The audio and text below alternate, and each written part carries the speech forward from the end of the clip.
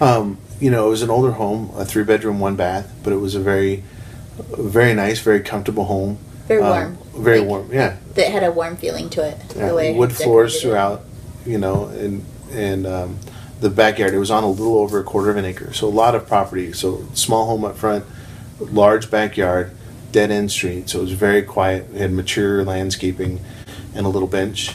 It's where I proposed to her, was out there, and we had plenty of room for a big swing set in one corner for the kids to play in. Garden. Still had, yeah, we had the garden. And a trampoline too. Just quiet and comfortable. It was one of the things we loved the most about the home, was this backyard, and that of course got all torn out, all the trees dead, you know, all that was gone. I don't even know what happened to the shed that we had out there.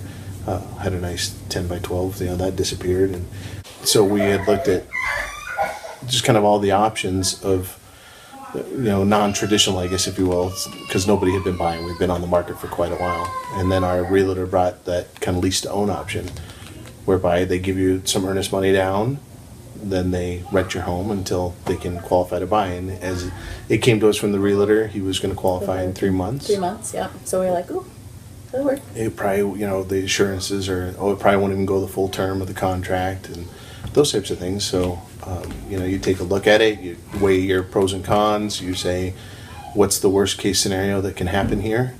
And although we thought we'd covered the worst case scenario, we absolutely did not.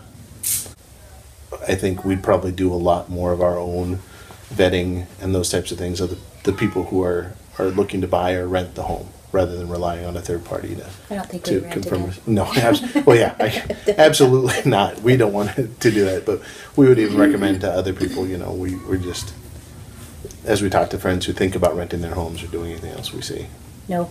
we wave off. But And Shammie, how did you feel when you found out what had happened? Oh, it's a mixture of emotions. I mean, you're just kind of in shock. I think I was like, that didn't happen. But where's that house? I was like, no, that didn't happen. Because the neighbors had called and said that he tore down the house. And then Mike's sister had drove by and took a picture and said that it was gone. And I think it's just disbelief, really. what point do you have to, as a homeowner who's renting their home, come back and check on your property?